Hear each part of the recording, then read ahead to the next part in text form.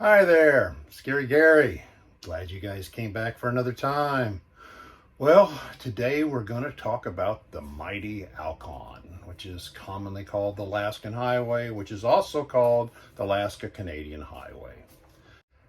It was constructed in World War II, and it was opened to the public in 1942. And at that time, it was approximately 2,700 kilometers or 1,700 miles.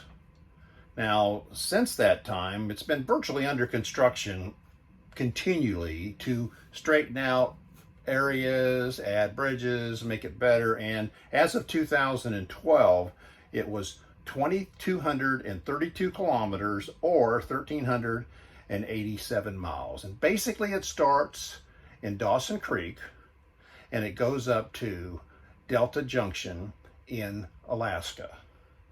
The towns it kind of goes through, major towns, it goes through quite a few little towns, is Fort St. John, Fort Nelson, Lake Watson.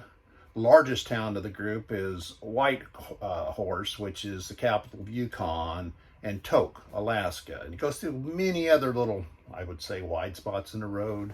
Maybe they have little things there and things. But I'm going to tell you about the conditions of the road, and these specific conditions were as of the late summer fall of 2022. So take that in consideration. There's a lot of places that there's a situation that's called heave, and it's due to the ground freezes and thaws and freezes and thaws, and then when it freezes it expands, and when it thaws it contracts, so and just movement. And so you get sections of the road that get very wavy, which is some of the reason why they're in continued construction. So the one thing, at this time it is paved, but you're going to run onto pieces that they're redoing them, rebuilding them and things. So they would mark these spots with certain signs, and or they may have cones there. And there may be like a little wiggly line on a sign, or it may say dip on a sign or whatever. And unfortunately, when I first started out, I would go along and I'd see the dip and I'd immediately back it off and things like this. And I'd go over and it wasn't bad at all. So you kind of get to going faster on them and faster on them. And then all of a sudden you went too fast, that type scenario. And I got to say this, for the most part, from Dawson's Creek to Whitehorse, the road was pretty good.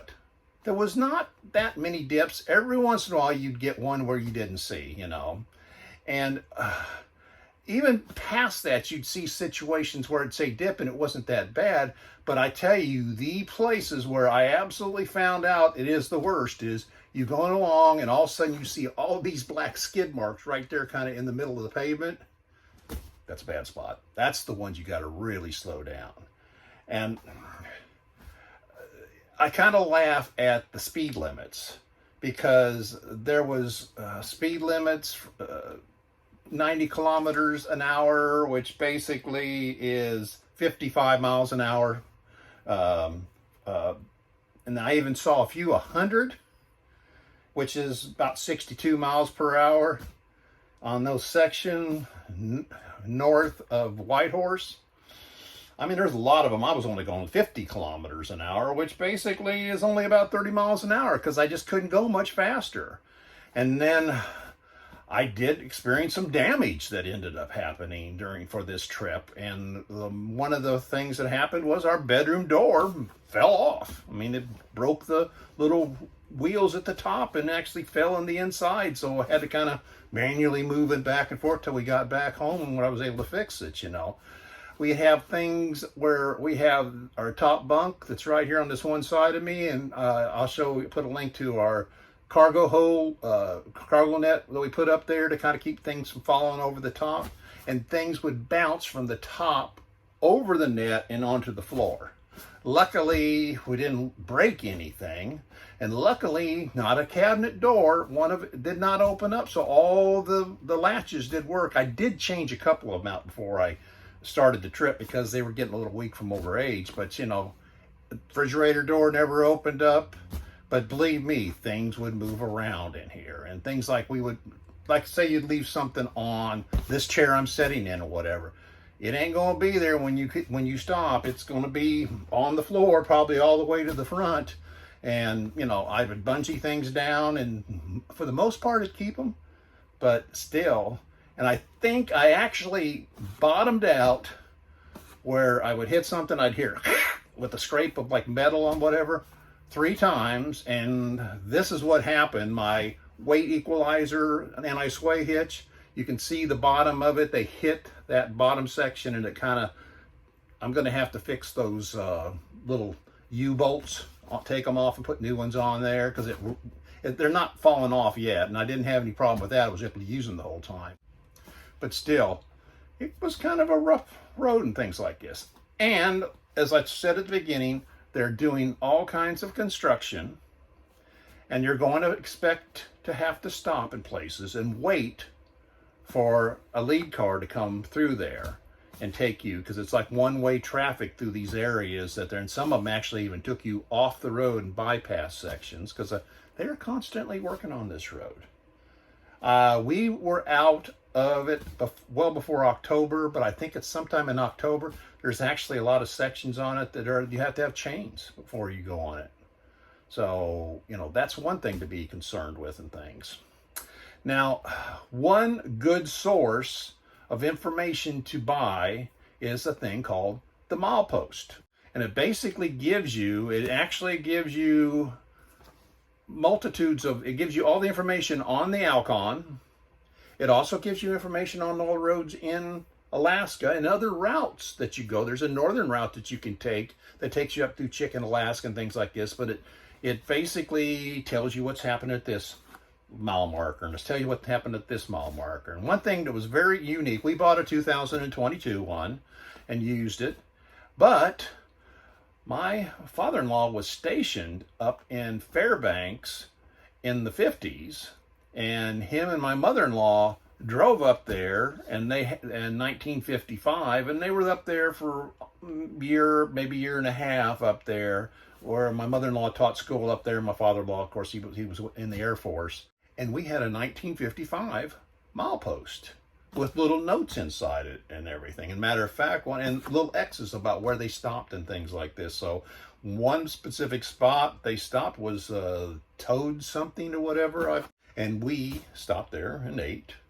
And so it was kind of really neat to kind of live. And also, their milepost was about this thick. Our milepost was about that thick. So there's a little more information that they're putting out. But if you notice, their milepost only cost $1.25. I think we paid a little bit more than that. So, well, one other really neat thing that we noted on there too was that in a section of British Columbia, Yukon, it said, keep your eye peeled for wood bison. And, buffaloes, lots of them down in the States and things like this, of prairie buffaloes per se and things like this. But I wasn't even aware of the wood bison, and it was kind of strange. I was listening to a podcast, and they were talking about how that the wood bison is actually the largest by weight animal in North America. Now, I think the moose are taller, but the wood bison actually weighs more, and they weigh more than the prairie buffalo do. And in the 1940s, they thought that they were completely, extinct. Thought they'd been overhunted and were gone and things like this. And it was in the mid 1950s that a person in a plane was going over, and they noticed, they looked down there and they saw a small herd of them. And they have been growing and growing. And it was, when we came along, I think we saw them 3, 4, 5 times maybe. And it's like all of a sudden, there was a whole bunch of them on the side of the road. And they said, now this is according to Wikipedia, there's like 7,000, and I don't know, I imagine it wasn't that many years ago, but I guess, things come back, and shoot, I didn't get to see Bigfoot, but maybe someday he'll be in the milepost. Well, I hope this has been informative, and I sure hope to see you next time. If you like the video, make sure you give it a thumbs up. Turn on your post notifications. Put the comments down below. Subscribe and make me happy.